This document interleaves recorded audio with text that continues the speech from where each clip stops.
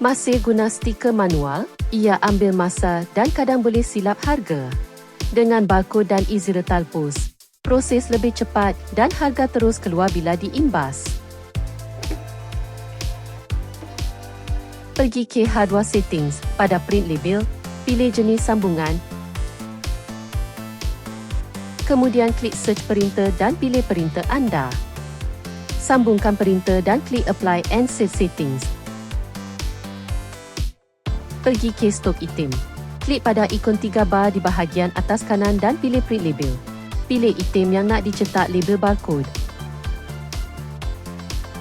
Klik ikon pensil untuk edit barcode. Anda juga boleh tekan butang paste untuk uji barcode label. Ini pula butang refresh untuk muat semula paparan. Kemudian klik print label untuk mencetak semua item yang dipilih. Untuk Zwill ZM04, tukar common mode dari ESC ke TSPL dengan menekan butang settings dan memilih common mode.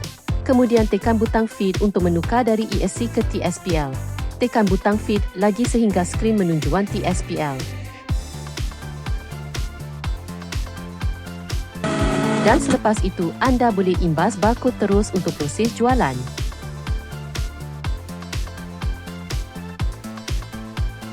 Kerja harian pun jadi lebih mudah bila proses jadi lebih ringkas. Mari cuba sekarang.